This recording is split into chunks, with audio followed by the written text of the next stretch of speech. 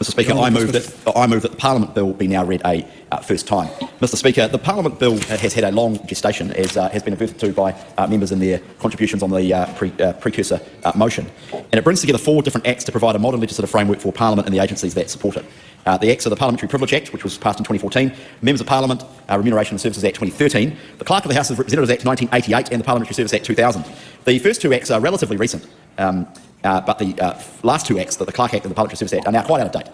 And it is fair to say that the legislation that affects this place is scattered across a variety of different acts. So the purpose of the Parliament Bill is to consolidate it, clarify the independence of Parliament from the executive, protect the privileges of Parliament and specify the funding arrangements and set out the relationships between the parliamentary agencies. The legislative statement sets out the main policy changes in the bill, and I want to highlight a few of them for the House. But before I do that, I want to just acknowledge the very professional and collaborative way that other parties have worked on this. Clearly this was a bill that started life under the previous government with cabinet decisions around the policy instructions for the bill and then the drafting instructions, so acknowledge that we have inherited this as a government from the previous government, but also acknowledge that the previous government had reached out to the then opposition to discuss the bill, and so this is genuinely something that has carried forward in a collaborative and professional way and collegial way between the parliaments, and I think that's entirely right, because getting this legislation right is extremely important, and that's exactly why we set up a special select committee. And I wasn't going to mention in my contribution, because it's actually ultimately over to the committee, but Dr Duncan Webb did mention, so I will repeat it, that the government will be nominating Right Honourable Adrian Rurifei, former Speaker, to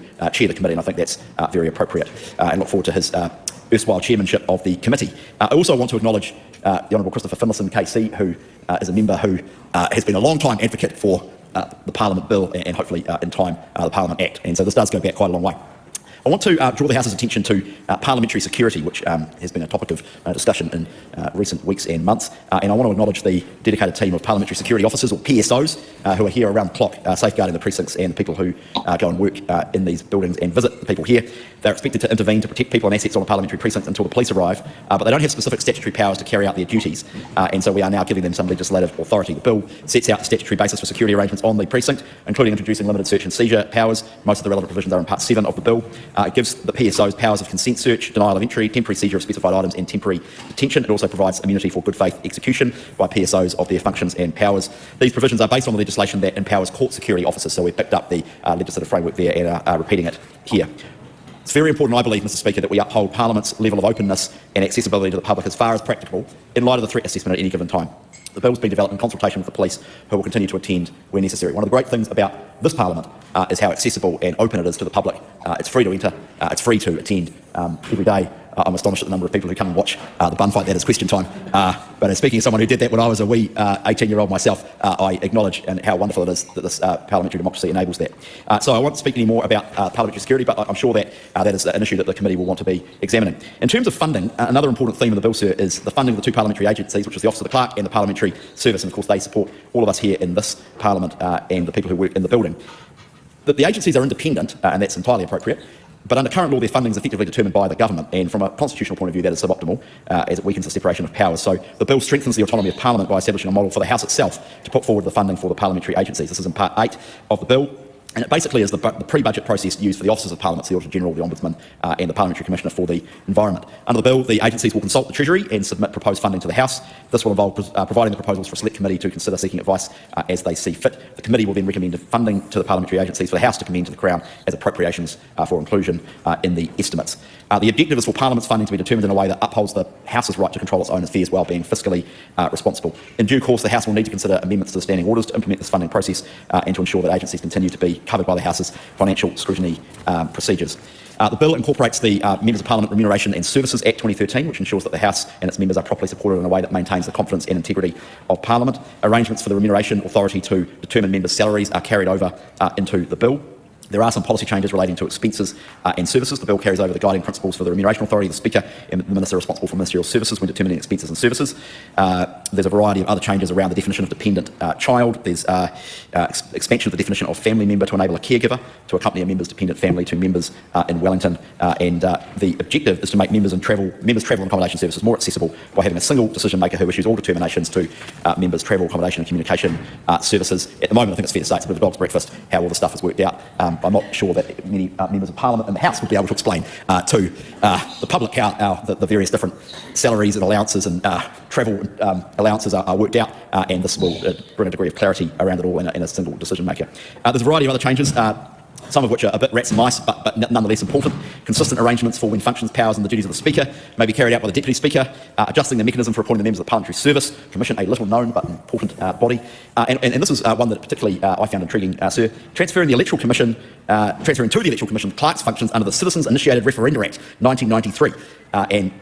People listening with long memories will know that we've had a variety of citizens-initiated referenda. From memory, you need 10% of registered electors to trigger it in the House, in the country, which of course is a number that varies. And we've had some over the years. The last one was the asset sales referendum, but we've also had the anti-smacking referendum and that somewhat confusing question back in, I think it was 1999, which is the 4-part question around tougher sentences and different things like that. So we've had a few over the years, and somewhat weirdly, the function of determining whether or not the threshold has been met is currently a function of the Clerk of the House of Representatives, whereas in reality it should be the function of the Electoral Commission. That's their job. And so it's just a hangover from the legislation back in 1993, so we're tidying that up, and that's sensible. There's some modernisation of the statutory functions. There's making the Parliamentary Library a standard business unit in the Parliamentary Service. So there's a variety of different things which are all in the legislative statement. Mr Speaker, I would like to commend the bill to the House, and no doubt the Special Select Committee will want to get into some of the detail, and I fully expect Sir Geoffrey Palmer to make a submission on the bill. I'm not going to be on the committee, but I'm looking forward to reading his no doubt long and august contribution. I suspect the Law Society will make a submission. I'm counting on Graham Edgeler to make a submission, so that's 3 I know we will get, and the question is whether or not we will get to 10, and I hope that we do, because too few people in New Zealand take an interest in our constitutional arrangements, and this is one of those rare occasions when Parliament is considering constitutional legislation, and it's important we get it right. I commend the bill to the House and look forward to its passage later on. Thank you. I'm really glad that was in fast speed, because it would have really been boring if it wasn't. It did feel a bit gutsy, all that. There are 7 people viewing at the moment. There could be another 7 submissions. Yeah. So, I'm interested by why he brought up referendums.